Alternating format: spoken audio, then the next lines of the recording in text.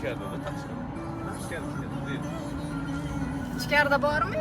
Bor, mana mashinasini o'zi shu yerda. Azizlar, biz mana yo'ldan Jizzaxga kirib keldik va yo'lda juda ham ko'p kuzatadigan bir opamiz bor edi, Navarachi opa, ya'ni ayol baxti profilini yuritadigan opamiz. Shu kishini mana yo'lda ustida restoranlari bor. Juda ham chiroyli. Biz hozir mana shu yerga keldik va shu yerga kirmoqchimiz ko'rish uchun o'zlarini. Mana shu opani mana navaralar bilan juda ham chiroyli restoran ochganlar. Shu yerga hozir o'zlarini ko'rish uchun kirdik. Juda ham shinam joylari. Qizlar restoranda atmosferasi vobshe yoqdi bizga. Chunki milliy ruhda qilingan. Boya biz katta zaliga kirib juda ham atmosferasi yoqdi degan edik.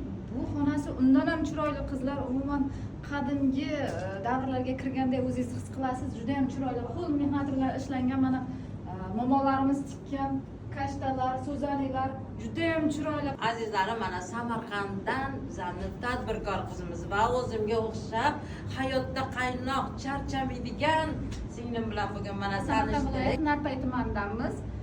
Opani videolarini juda ham ko'p kuzatganman va albatta qachondir uchrashishimni ko'nglimga tuyib qo'ygandim. O'tgan hafta yo'ldan o'tganimda restoranlarni ko'rdimda niyat qildim bu safar qaytishimda albatta kiraman. Chunki o'tgan hafta kechroq qaytgandim, shuning uchun kira olmagandim.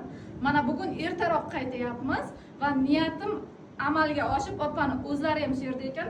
Birdan kirdik va o'zlari bilan ko'rish nasib qildi. Opa hayotda juda ham chiroyli ekanlar. Videoda sal to'liq ko'rinadi. Nozikkina chiroyli oppoqqina opajonimiz. Ana qaranglarda hech qachon o'ylamagandim kimdir meni uchrashishni niyat qiladi, ko'ngliga tugib qo'yadi degan narsalar hayolimga ham kelmaganda. Chunki havasda gap katta. Mana ham kimlargadir havas qilganman. Mana shunchalik shu joygacha yetib keldim. Siz hali mendan ham o'tib ketasiz. Chunki sizdagi o'tni ko'rdim, kuchli ayolligingizni ko'rdim va yana o'zimga o'xshash taraflaringizni ham ko'rdim. Mashinangiz ham, bajdiman bilan bir xil, niyatlaringizni ham hozir eshitdim. Ana yerda gaplashdik ozgina. Sizni oldingizga qo'ygan maqsadlaringiz zo'r. To'xtamang, faqat olg'a. O'zbekistonimizda mana shunday kuchli ayollar ko'paysin. Yana 1 million bo'lganda sizga o'xshab yurayin deb mana